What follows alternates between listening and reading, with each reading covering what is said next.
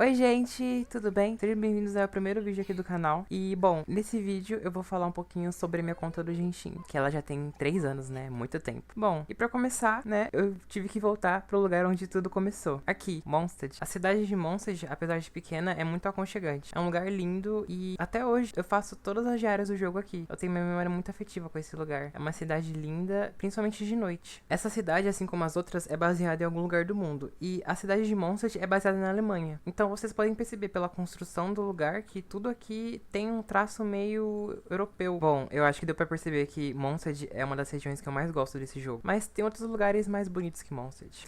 Liyue é a segunda região do jogo, sendo maior que Mondstadt. O porto de Liyue é a cidade principal. E o incrível é que essa região cresce cada vez mais, né? No começo do jogo a gente tinha um mapa que era relativamente grande. E com o passar do tempo, né, a gente vem recebendo atualizações e o mapa ele vai crescendo, né? A primeira foi o Despenhadeiro, que eu não lembro qual atualização foi, mas faz um tempo. E a outra vai entrar agora, né? Que é acho que a Vila Quincy que chama. Não lembro direito, mas é uma vila inteira que vai ter, que vai fazer ponte com Fontaine, né? Então o mapa de Liyue ele vai se estender pra Fontaine. Mas eu acho que, apesar de todas as partes de Liyue serem lindas, a cidade é a que ganha. Ela é linda e tem uma construção chinesa muito interessante. Mas eu devo confessar que, apesar de eu gostar muito de Liyue, pra mim Inazuma ganha de lavada. Baseada no Japão, a cidade de Inazuma é linda e possui grandes referências a muitas coisas relacionadas à cultura japonesa, como por exemplo, o shogunato e as árvores sakura. Eu me recordo claramente do dia que Genshin recebeu a atualização de Inazuma. Eu lembro que eu fiquei muito eufórico e que eu queria muito jogar, porque depois da pandemia, né, o jogo ele ficou parado um tempo e não tinha nada pra fazer, então eu parei de jogar. Mas aí depois eu acabei voltando. E a melhor coisa que eu fiz foi voltar a jogar essa época, porque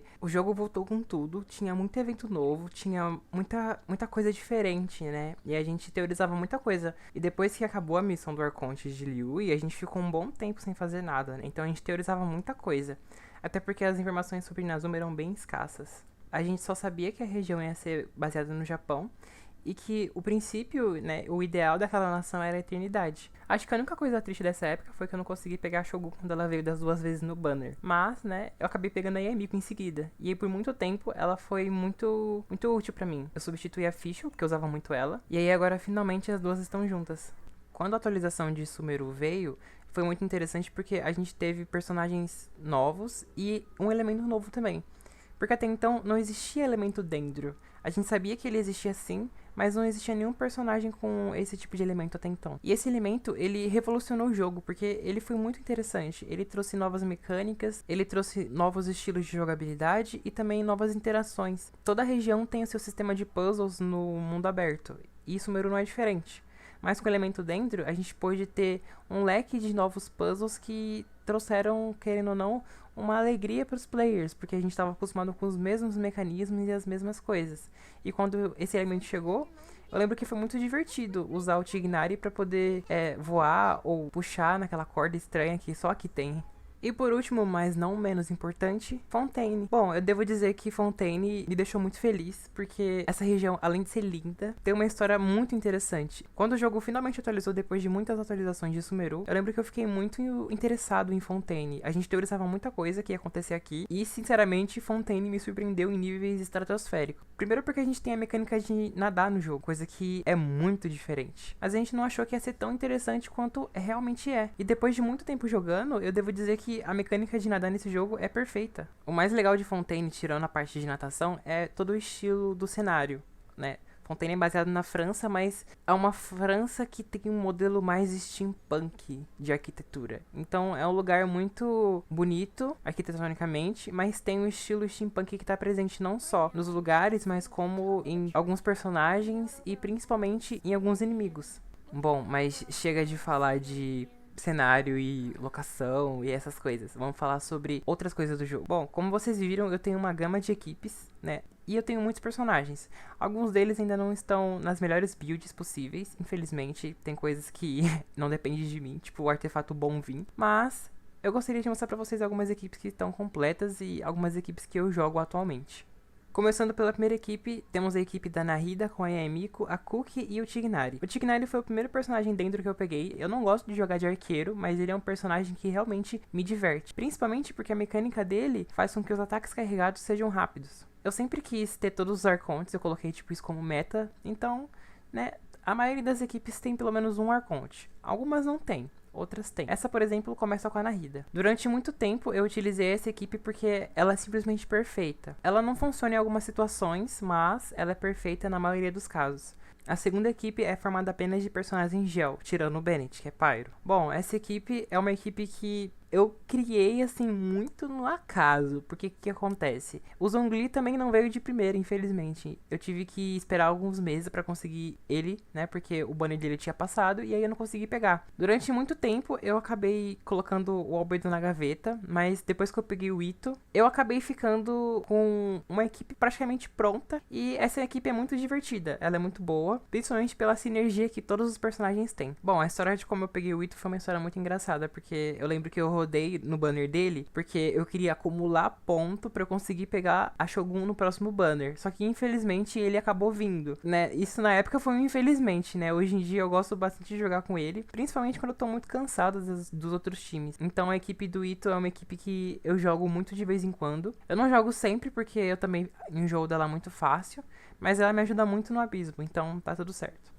A terceira equipe é a equipe do Scaramouche. Infelizmente, ela ainda não tá pronta, porque falta a Dérria. Eu tenho a Faruzan, mas como o Scaramouche tem uma baixa resistência à interrupção, é muito ruim, pelo menos eu não gosto de jogar com ele sem um escudeiro. E aí o Zhongli entra e ele é perfeito. Mas eu sinto que essa equipe ainda não tá entregando o máximo de potencial que ela pode, sabe? Infelizmente, como eu disse, eu não tenho a Dérria, então eu tenho que usar um escudo. E a Faruzan também, eu não consegui pegar a constelação dela. Inclusive, eu consegui pegar a constelação do Scaramouche, ou seja, eu tenho o Scaramouche C1, mas eu não tenho uma Faruzan C1. Olha só que engraçado. Mas apesar dela não estar pronta, do jeito que eu idealizei, essa equipe é muito boa e eu gosto muito de usar ela. Só que, diferente das outras pessoas, eu prefiro usar o Scaramouche de ataque carregado. Eu acho que ele rende muito mais e é muito melhor, assim, desse jeito. Inclusive, foi por isso que eu não quis pegar a arma dele. Porque a arma dele era muito boa, mas ela não dá nenhum buff pra ataque carregado. E o meu, eu prefiro usar ele de ataque carregado. A quarta equipe é a equipe mais recente que eu formei no jogo. Ela é uma equipe formada pelo Alraitan, pelo Beizhu, pela Furina e pela Nilou. Quando eu peguei a Nilou, eu fiquei um pouco triste porque eu não tinha os personagens certos e a gameplay do time dela que eu tinha feito inicialmente não era uma gameplay que me deixava muito feliz jogando. Eu achava um pouco travado e por mais que os personagens fossem bons, eu não sentia que tava indo legal. Quando o Fontaine chegou, eu lembro de ter ficado muito esperançoso, porque eu queria muito ver como seria Arconte Hydra. Principalmente porque os Arcontes têm uma ótima aplicação do elemento deles fora de campo, coisa que o time da Nilou precisava muito. Porque eu usava muito a Kokomi, mas apesar da Kokomi ser ótima, porque ela cura e aplica Hydra fora de campo, a água viva dela, né, a skill dela é muito limitada. E aí quando eu descobri qual seria o kit da Arconte Hydra, eu fiquei muito feliz, porque eu falei, cara, ela vai encaixar perfeitamente no time da Nilou. O único problema era que eu precisava de um personagem que curasse. E, por mais que a Yao Yao seja boa e a Kokomi também seja, eu precisava de um personagem mais consistente. Foi aí que o Beizhu caiu como uma luva. Ele veio no mesmo banner da Furina e, felizmente, eu consegui acumular gemas o suficiente pra conseguir pegar os dois. Então os dois vieram ao mesmo tempo. E aí depois que eu peguei o Beizhu e a Furina, essa equipe decolou. E o Arraitan, ele entra na equipe como DPS, né? Então eu não uso a Nilou. Eu prefiro usar ele porque ele dá mais dano. E porque ele tem uma ótima aplicação dentro, coisa que o time da Nilou também precisa. Porque por mais que o Beizhu seja um ótimo aplicador, a aplicação dentro dele não é suficiente. Então o Arraitan é perfeito para essa equipe. O quinto time é o time da Rutal, que é um time que ainda não tá completo, infelizmente, porque eu não consegui pegar a Elan das vezes que ela veio. E da última vez, infelizmente, eu acabei perdendo o 50-50 pra um Tignari. Agora, eu não me recordo se foi pra um Tignari ou se foi pra um Diluc, mas infelizmente eu perdi o 50-50 e não consegui pegar ela. Mas eu ainda tenho esperança de conseguir pegar ela na próxima vez que ela voltar.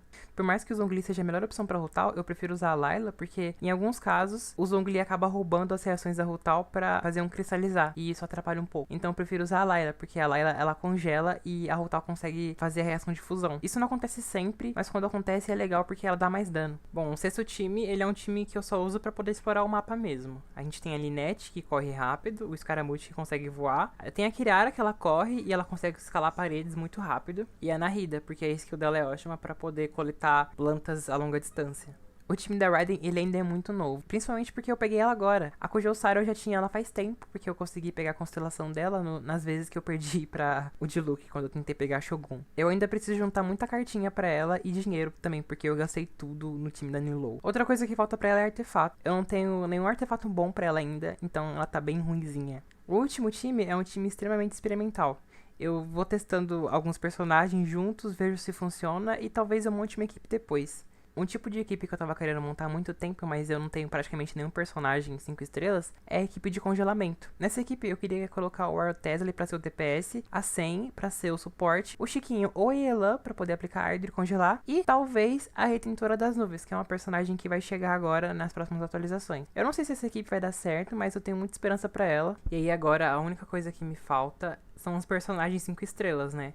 Eu tenho alguns personagens aqui, como vocês podem ver, mas eu acho que o time deles não fica tão legal. Eu ainda tô testando e talvez algum dia eu faça uma equipe de 4 estrelas. Mas até então eu quero juntar os personagens 5 estrelas para poder fazer a equipe de congelamento. Bom, sobre as equipes era isso. Essas são todas as minhas equipes e agora eu vou mostrar pra vocês as minhas armas. Infelizmente eu não tive a sorte de conseguir pegar muitas armas boas, ou seja, tipo a espada cortadora de Jade e tudo mais. Eu só consegui pegar as armas celestiais, que são, assim, bem ruinzinhas. Mas eu tenho algumas outras armas que dão dano crítico, tipo as do penhasco obscuro, que eu peguei algumas. Me julguem. Eu sei que não é muito bom pegar essas armas, mas eu acabei pegando porque elas dão dano crítico e isso é muito confortável, principalmente em equipes onde os personagens precisam, né, de dano crítico. Eu tenho muita arma de evento. Infelizmente tem algumas que eu acabei não pegando o máximo de refino.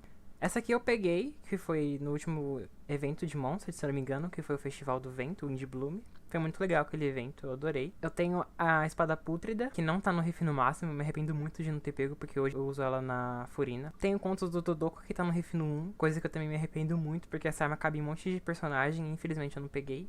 Tem a arma mais recente, né, que foi do evento que teve em Fontaine. E a arma da Derria, que eu também peguei o refino máximo, né? Da Derria não, perdão, da mulher dos tiros do canhão, como é que chama, gente? A nave, é isso, a nave. Eu peguei a arma dela refino máximo, apesar de não ter pego ela. Sobre os personagens, eu tenho bastante. Como vocês podem ver, né, eu tenho alguns 5 estrelas, né? Eu não tenho vários, nem todos, né, porque pra ter todos, meu Deus. Mas eu tenho aqui os principais, pelo menos os que eu uso nas minhas comps. E cada um deles tem o seu papel. Alguns eu não tô usando hoje em dia mais, mas vira e mexe eu sempre faço uma equipe e testo os personagens. Os 4 estrelas, eles são a maioria. Eu tenho muitos 4 estrelas. Os que estão aqui embaixo são os que eu não uso, praticamente. Os que eu atualizo e os que eu uso mais eu deixo aqui em cima, né?